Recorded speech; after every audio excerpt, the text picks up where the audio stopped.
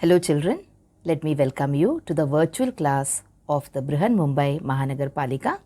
My name is Shraddha teacher. Children, we are in the middle of this COVID-19 pandemic and because of that we are not able to go to school, but that doesn't mean we are going to stop learning. So we are going to do many lessons which are very interesting from your textbook through the virtual class here. So let us do a lesson in English today. In today's lesson, the name of the lesson is vocations. So you can see a person here on the screen for you. He's got a torch in his hand and he's trying to find something. He's trying to look for something. Okay? Let us see one more person here. He is a gardener. What is he doing? He's trying to plant some plants. He's taking care of the plants. Isn't it? And one more person here, he is trying to sell bangles to some women. Okay, he's a bangle seller. Now what are these people doing? They are just doing their jobs, isn't it? So these people are said to be in various vocations, and that is the name of our poem for today. The name of the poem is Vocations. So let us see what the meaning of this word vocation is first, and then we will see who has written this poem, and we will also read and try to understand the meaning of this particular poem. Now children, last time if you remember, we did a lesson based on prose, and then we did lessons based on vocabulary, that is we talked about anagrams, isn't it? So this particular lesson is the first lesson in unit 2 in your textbook. So if you happen to have your textbook with you, you can just pause the video for a second and you can turn the pages and come to page number 26, where you will find this lesson, vocation. So now what is the meaning of vocation? Let us try and understand. So a vocation could mean a job, alright? It could mean a profession which someone follows. That means a person could be a doctor, he could be an engineer. Okay? It could also mean anything or any work which someone does for a living. So vocation basically means something which you do in order to earn some money and take care of all your basic and other needs. So now this particular poem, Vocation, has been written by a very celebrated Indian poet and writer, and that is Rabindranath Tagore. Let us try and understand something more about Rabindranath Tagore. So his first poem, he was a very celebrated Indian writer, okay? Especially during the freedom struggle of India, he has written many poems in order to inspire the movement. So his first poem was called Abhilash, and he is India's first Nobel Prize winner. He won it in the year 1913 for literature, that is for writing. He has written various novels, he has written essays, short stories, travelogues, dramas, songs, etc.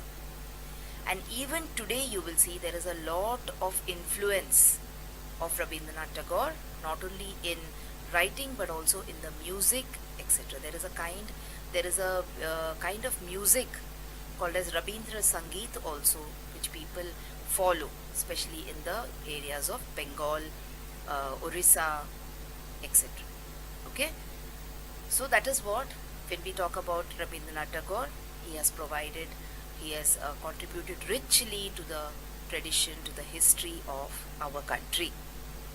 Now this poem has been written by Rabindranath Tagore, and here he wants to highlight the feelings of a child. So when we read the poem, when we understand the gist of the poem, we will understand that this is a poem about innocence. Okay, it is a poem about how as a child, whatever you see you want to become. Okay, so let's see what this poem is trying to tell us. Let us read the poem, try to understand it, and at the same time we will also look at some difficult words here. So this is the poem from your textbook. Okay, please come to page number 27 if you have your textbooks with you and try to follow where I am reading. So when the gong sounds 10 in the morning and I walk to school by our lane. Now remember, in those times there was no electric bells in the schools. There were gongs. Alright, they used to sound the gongs. So what is a gong? A gong is a kind of a flat metal bell. It is not the bell which has got a conical shape, but it is a flat piece of metal which they strike in order to make sound. So every day in the morning at 10 o'clock when the gong sounds and this child goes to school, what happens? Every day I meet the hawker crying, "Bangles, crystal bangles." So he meets the hawker. Now a hawker is anyone who sells his wares. He doesn't have a pakka shop, you can say, or he doesn't have a permanent place from where he sells his things. He might sell it on a hand cart, or he might move from door to door selling his wares. Alright, so every day he meets the hawker who's crying, "Bangles, crystal bangles." Here crying means calling out, okay? And hawker, like I told you, means is a seller who travels about to sell small things, little things, of course. Now a hawker cannot sell something like a TV or a fridge to you. So you have hawkers who sell vegetables, you have hawkers who sell these small pieces of clothing, etc. There is nothing to hurry him on. There is no road he must take, no place he must go to, no time when he must come home. So the child feels that at 10 in the morning I have to rush to school when I hear the flat metal bell or the gong. But this hawker, he has no hurry. He is in no hurry to reach anywhere. He can go to any road that he wants, but the child has to follow the road which will take him to school, isn't it? He has to go to school. That is a particular place. But for the hawker, he can go to any street. He can roam anywhere. And also, as soon as the school is over, the child has to return back home. But the hawker doesn't have a time where he can come back. So he is wishful. The child is getting wishful and saying, "Oh my God, I wish I were a hawker." So let's see what he says again further. "I wish I were a hawker, spending my day in the road, crying bangles, crystal bangles. When at 4 in the afternoon I come back from school." So he wants to become a hawker, okay? In the first part of the poem, you will see that the little boy, he wants to become a hawker when he grows up. Now at 4, he's coming back home from school, and let's see what happens then. "I can see through the gate that house the gardener digging the ground." He passes by a house. He sees that a gardener is sitting and he is digging away the ground. He does what he likes with his spade. He soils his clothes with dust. Nobody takes him to task if he gets baked in the sun or gets wet. So what is this person doing? He's taken a spade and he's digging away into the soil. Now there are small children who love to do such things. Even you people might be loving to go out and play in the soil and make yourself dirty. Okay, do whatever you want without having anybody to take you to task. Now what is the meaning of taking someone to task? Means scolding someone or correcting someone. Imagine one day if you go home all covered with dust or all covered with mud, your mother will scold you, right? But then here he can play as much as he wants in the dust, in the mud. That is what the boy says. If he gets baked in the sun or he gets wet. Now it is very hot in the afternoon in summers. Does your mother allow you to go out to play? She says, "No, it is very hot. You will fall sick." Even during the rainy season, when you want to go out and play in the rain, your parents forbid you from going outside. They do not allow you to go outside in the rain and get wet. But here he feels that the gardener is having a good time in his life, and he's sitting and he is making himself dirty playing in the mud, or working in the mud rather, and he's getting baked in the sun, he's getting wet also. So oh my God, the gardener has got such a beautiful life. And then he says, "I wish I were a gardener, digging away at the garden with nobody to stop me from digging." So nobody is stopping the gardener from digging, isn't it? So he also wants to become a gardener now. So this is how the minds of children work. In the morning he wanted to become something else. He wanted to sell bangles on the road. And in the evening now, in the afternoon now, he wants to become a gardener. After afternoon comes the night. Just as it gets dark in the evening, my mother sends me to bed. So when it gets dark, what does your mother do? She feeds you and she asks you to go to sleep. I can see through my open window the watchman walking up and down. So can you see this watchman uncle standing there with a stick in his hand? You must have seen these kind of watchmen on the road also. Okay, once it gets dark. So the lane is dark and lonely, and the street lamp stands like a giant with one red eye in its head.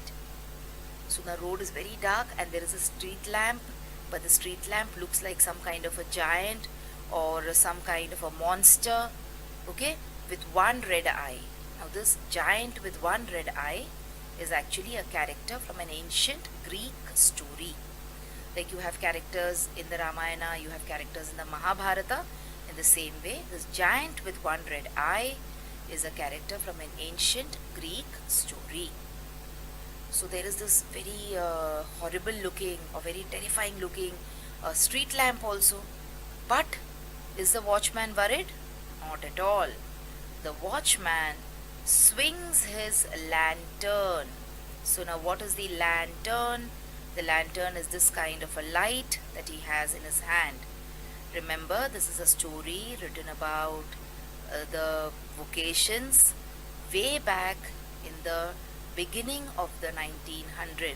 Okay, so that time the watchman may not have had a torch working on a battery with him, so he used to carry a lantern. Now what is a lantern? A lantern is this thing which we have seen very rarely because we are all living in cities now, and there is the electric light in our house. The moment you touch a switch, the tube light comes up or the bulb starts glowing, isn't it? So we might not have seen these kind of lanterns.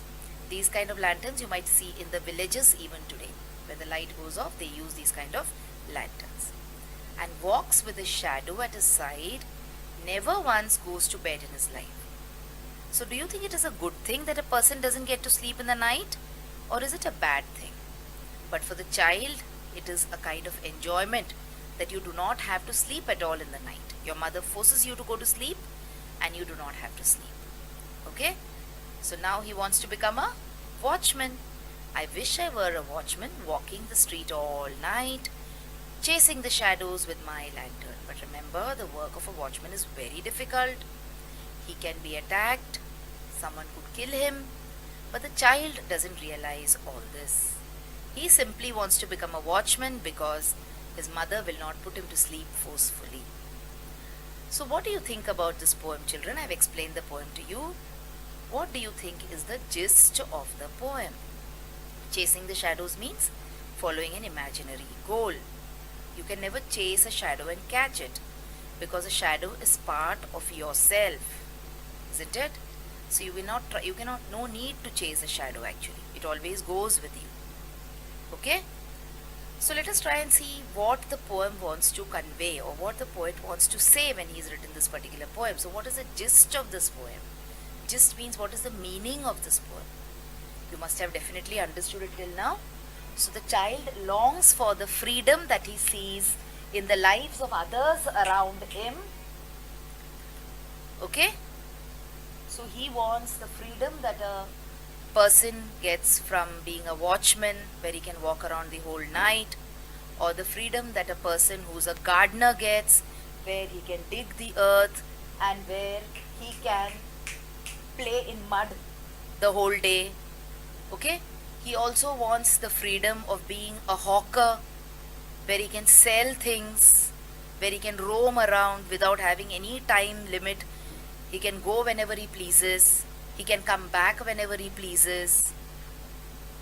Alright, so this is a freedom. The child longs for this freedom that he sees in the lives of others around him, but at the same time he does not realize that that freedom is not fun.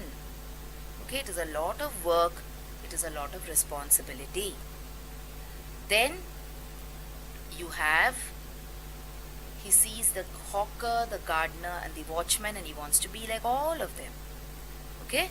But remember, the work of a hawker is so difficult. Can you imagine walking around the whole day with a load on your head, whether it is during the sun, under the hot sun, in the rain. It is very difficult, isn't it? Even a gardener's life is difficult. Imagine sitting the whole day and digging at the earth, planting trees. It is very, you can say it is a tough job. But the child does not realize all that because he doesn't have the maturity to understand it. And then you have, he wants to be all these people, okay? He wants to be the hawker, he wants to be the gardener, he wants to be the watchman.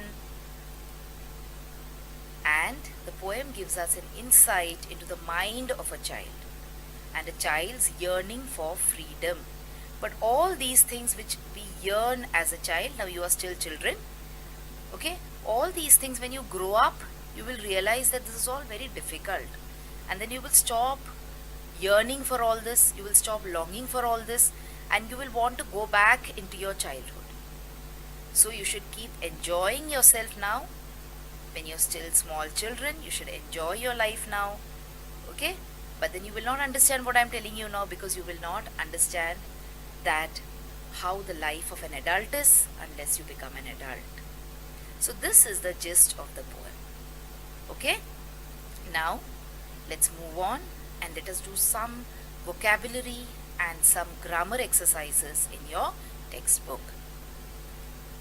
So this is the vocabulary exercise in your textbook. You must have seen this exercise in your textbook.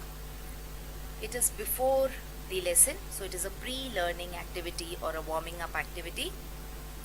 We have to pick out words that refer to means of living. So I told you now, what is a vocation?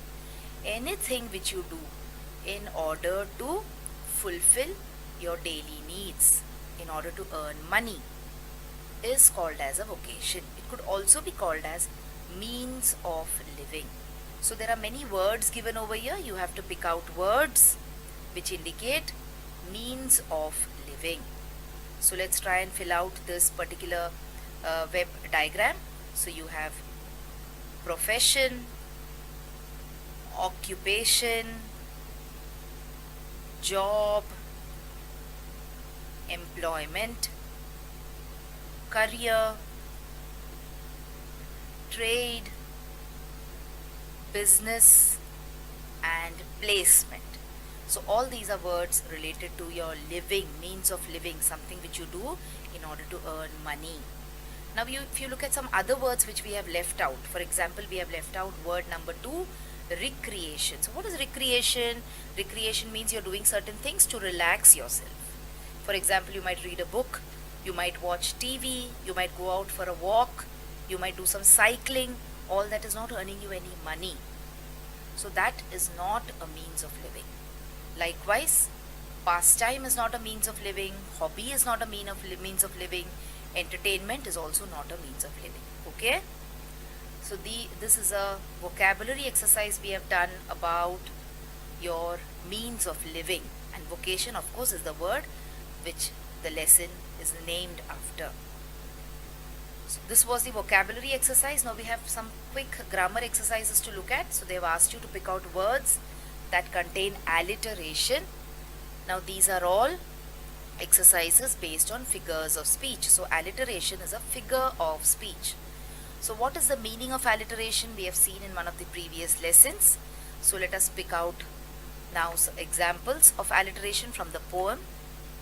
So he does what he likes, with his spade he soils. So here you can see W and W has been repeated. The sound of W, the consonant, has been repeated in the beginning of the word. So this is an example of alliteration. What is alliteration? When the sound of a consonant is repeated in the beginning of a word. Okay? Then you have next example. The street lamp stands like a giant with one red eye. So you see the sound of the letter S has been repeated. The street lamp stands. Next is the watchman swings his lantern and walks. Okay, so the sound of the letter W has been repeated here in watchman and walks. Let's move on and see what is the next figure of speech that they want to tell us about. It is simile. Simile means when there is comparison. So let's see what is the meaning of a simile. The street lamp stands like a giant. Okay? So here, when the words like or when the words as are used to compare two things, these are examples of simile. So here the street lamp is compared to a giant with one red eye. Then you have, okay, so this is an example of simile. So the street lamp is compared to a giant. Picking up lines of repetition. What is the meaning of repetition? Very simple figure of speech it is, where you repeat either a line or a word. Okay, so finding out examples of repetition is actually the most easy of all figures of speech. So bangles, crystal bangles. So here the word bangles is repeated twice. There is no road he must take, no place he must go. So I've underlined one word for you, he, which is repeated. Can you see any other word which has been repeated over here? Yes, it is the word no. Alright children, now this is the last example that we will see today. We have to pick up lines that contain the figure of speech onomatopoeia. Onomatopoeia means anything related to sound. Okay, for example, if I say the doorbell rang ding dong. So ding dong is a sound. So this line, the doorbell rang ding dong, is an example of onomatopoeia. Look here, the example, when the gong sounds a 10. So this sentence indicates some kind of sound here. Alright, so it's an example of onomatopoeia. I wish I were a hawker crying bangles, bangles. So again, crying means making a sound. So these are examples of onomatopoeia. So children, we were talking about the poem Vocation, which is 2.1 in your English textbooks. We looked at the poem and we tried to also understand the meaning of the word vocation. We talked about the poet Rabindranath Tagore. We read the entire poem. We looked at the gist of the poem, and also we did a few exercises based on figures of speech. That is, we saw what is the meaning of alliteration, what is the meaning of onomatopoeia, etc. Now there are a few more exercises to be done here. So let us look at exercise 2 from the warming up part of your lesson 2.1 vocation. So what are you supposed to do here? You're supposed to use a good dictionary and find the shades of difference in the following. Now when we say shades of difference means most of these words are very closely related to each other. They might have almost the same meaning, but at the same time the meaning is actually a little different from each other.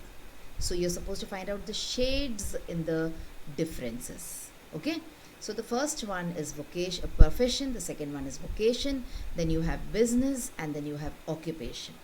So if you look at all these 4 words, and if you do not refer to the dictionary, and if someone asks you what is the meaning of these 4 words, you will say that these 4 words are related to making a living. That is, in order to earn money, in order to make a living, whatever we do can be described as a profession or a vocation or a business or an occupation. Okay, but then here we are going to make use of the dictionary and we are going to find out what the exact meaning of these 4 words are in the dictionary.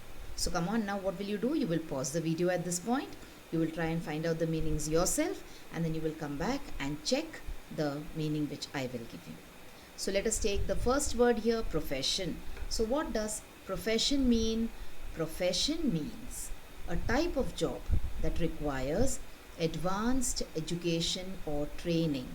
For example, the work that a doctor does is called as a profession. So a doctor is a professional. So to become a doctor, you have to do some kind of advanced education or training. You cannot just get up one day and become a doctor the next day. Okay. Then what does vocation mean? What does the dictionary say about the word vocation? The dictionary says it is a strong feeling of suitability for a particular career or occupation. Okay, so when you want to become something, when you have a desire, inherent desire to become something, whether that will be providing you with money or not, whether that will be good for you or not, but you have an inner, you can say, feeling or an inner desire to become something, that is called as a vocation. Next you have business. So what is business? Business is the activity of making one's living or making money by producing or buying and selling products. Now these products can be goods and they can also be services. For example, if you go to a lawyer, what does he do? Does he sell you something which you can hold in your hand? Does he sell you, like for example, a pen or a notebook? No, but he sells you his services. He defends you in the court of law. Okay, so that is a business.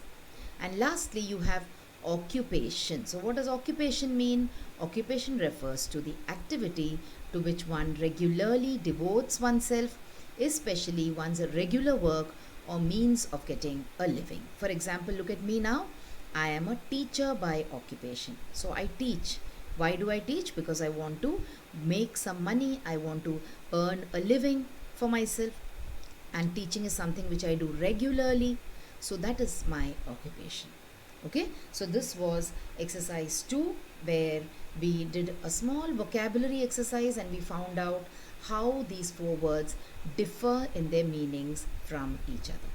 So most of them are talking about what you do in life, but at the same time they have slight differences in meanings. Okay, so this was exercise 2 in your warming up part. Let us move on and let us do one more exercise related to onomatopoeia. Now we talked about onomatopoeia. We saw examples based on onomatopoeia, isn't it? Now let us try and understand what onomatopoeia is. Of course, you must be knowing it because we have done exercises based on it. But even then, let's see what is onomatopoeia. It is a word which is formed from a sound associated with that word. For example, when you say bang, so if you drop something, you hear the sound bang. Okay, or tinkle, or for that matter tap or crash or whistle. So these are all words. When I say whistle, immediately in your mind the sound, or in your ears you can hear the sound of the whistle. When I say crash, you can visualize something crashing. So I'm making a big sound. Okay, so words which are associated with the sound which is formed is all called as onomatopoeic words. So if an onomatopoetic word occurs in the line of a poem, the figure of speech in that line is called as onomatopoeia. So now they have asked us to write down 8 to 10 onomatopoetic words on your own. So again, yes, what will you do? Yes, you will pause the video and you will try and write the words on your own. Come on, let's see what onomatopoetic words I have got for you, and then you can check whether your list matches with mine. So the first word that we will see is blast. Then we will see pop. Then there is a word bang. Then you have the word fizz, like when you open a bottle of cold drink or an aerated drink. Okay, like for example Thumbs Up or Pepsi or something, you hear this sound, fizz. And then you have whoosh, and then you have hiss, and then beep and zoom. And there are many other words also which you can call as onomatopoetic words. So this was exercise 3 from your warming up part. Let us look at this exercise now again, which is a vocabulary exercise, and it is the first exercise in the English workshop part. So you have the words which are given to you, or the phrases, that is deserted, exposed to heat, dirties the clothings, no particular route, following imaginary goals, scolds and corrects. What are you supposed to do with this? We are supposed to match these phrases to the ones which are underlined. So let us take the first example here. Nobody takes him to task. So what is the meaning of taking him to task? Here it means scolds and corrects him. So he continuously keeps on doing something which is not right, which is not proper, or which is not appropriate, and no one scolds him or corrects him. Then you have dash if he gets baked in the sun. So baked in the sun means exposed to heat. It doesn't exactly mean baking, okay? It means when you're exposed to heat, and heat which is of extreme kind, not the mild and the pleasant heat. Then chasing the shadows with my lantern. Chasing the shadows means following imaginary goals, because you can never chase a shadow. A shadow is part of you. So wherever you go, the shadow will come along with you. There is no need for you to chase it. So when you try to follow imaginary goals, then it is called as chasing shadows. So these are all, in a way, you can say idioms. Okay. The lane is dark and lonely. So dark and lonely means it is deserted. There is no one there. So what is a desert? Just visualize a desert. A desert is an open space with lots of sand and no one around. So when you say deserted, it means it is dark as well as lonely. Then the next one is, he soils his clothes with dust. So now soiling clothes means, you all know, it means dirtying your clothes. And finally, there is no road he must take. So no road he must take means there is no particular road which is decided that he will take. There is no particular route. Okay, so the answer is D, no particular route. So these were some exercises from the warming up part as well as the English workshop part of lesson number 2.1, Vocation, which was a very beautiful poem written by Pandit Rabindranath Tagore. So that is all, children, for today. Let us now, before we end, try and look at some tasks which I have set for you. So let me tell you what those tasks are now. So children, now you have watched the video. So after you watch the video now, you will have to complete a few simple tasks. Now you might have watched the video on your computers or your laptops or your mobile phones. Now after you watch the video, what will you do? You will please go to the description box which is given below the video. So what is the description box? See, the description box looks like this. Alright, and after you go to the description box, you will see that there are a few questions there. Now what are these questions about? These questions are about the lesson that we just learned or the video that you just watched. So what will you do? You will think back properly about the lesson and you will try and answer these questions and note down the answers in your notebook if you want. Okay? After that, we have another task waiting. You will also click on the link which you will find in the description box to fill up the Google form. So now what is the Google form, children? It is nothing but a simple form. There are a few simple questions there about the video which you just saw and also about yourself. So these are the tasks now that you will have to complete after you watch each video.